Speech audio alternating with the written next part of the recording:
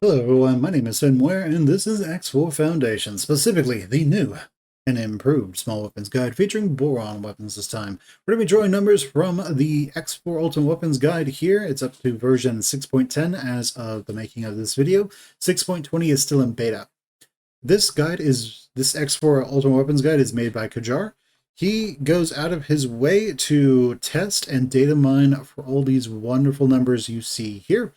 And if you really like getting into the nitty-gritty numbers, then his guide is definitely the guide for you. We're going to be taking those numbers, we're going to be putting those in the charts. So if you find what he does here to be really useful, then consider leaving him an award of some sort, or a comment telling him how it was useful to you. I'm pretty sure he would love to hear from you guys. Now, I say this because he isn't paid to do any of this.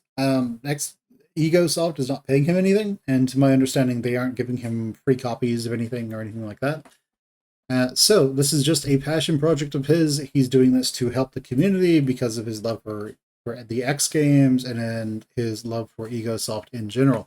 So just keep that in mind. If you find it useful, then go ahead and let him know. All right, guys, on to the numbers. That wasn't very useful. First up, we have the arc gun.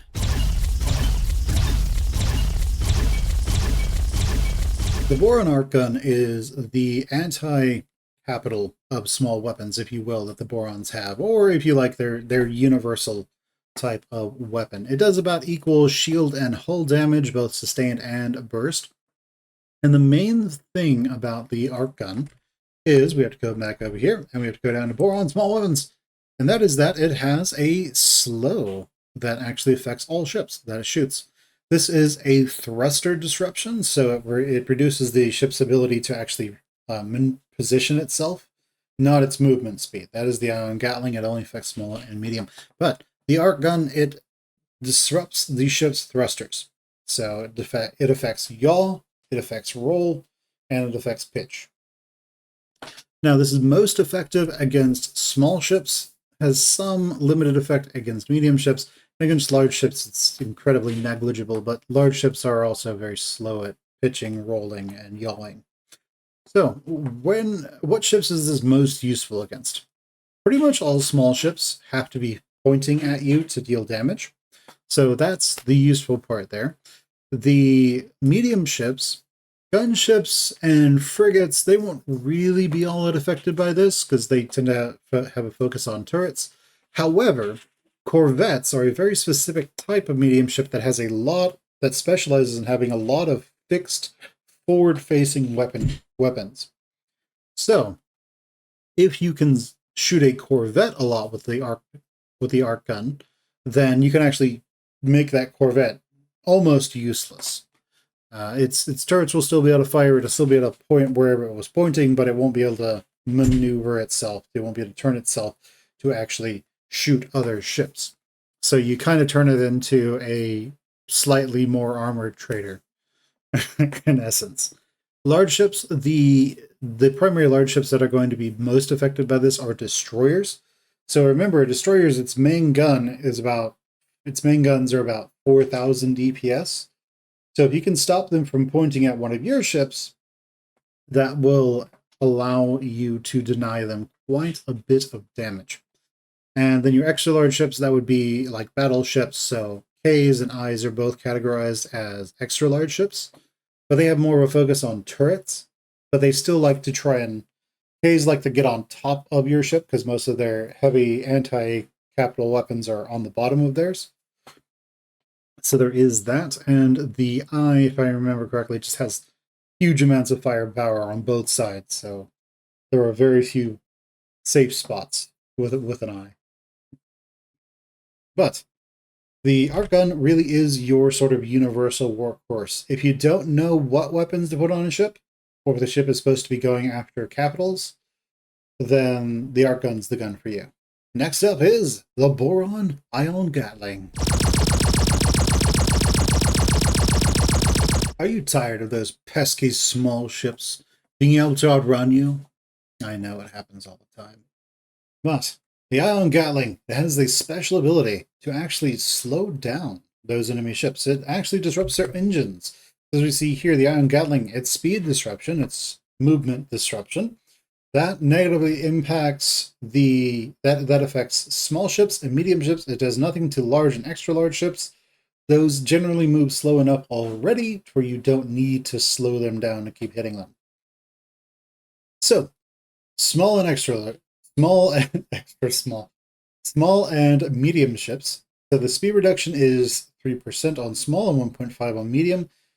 Because medium ships already move quite a bit slower than small ships, the reduction you'll still see it, but it won't be as profound.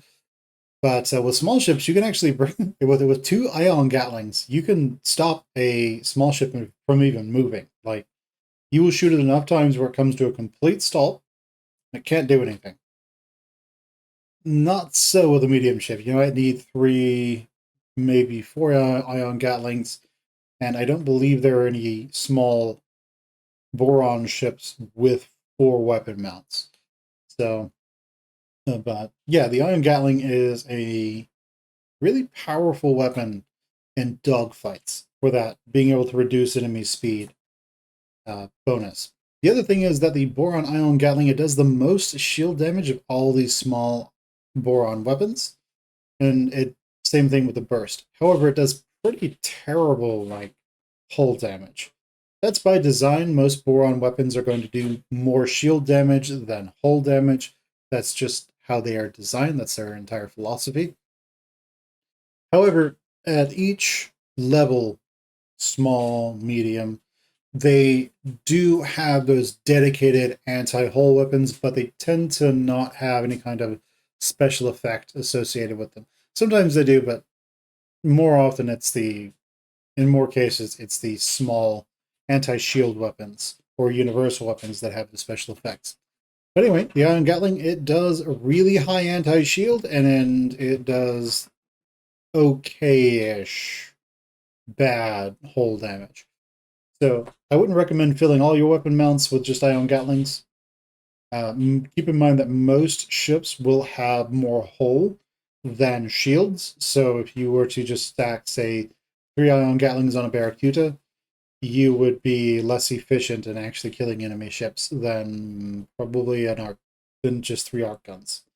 So if you're going to go with all weapons the same weapon, arc guns. If you're instead going to go into more specialized weapons, probably Ion Gatlings with phase guns. Which brings us into the next weapon of our 2 specialized weapons, the Boron phase gun.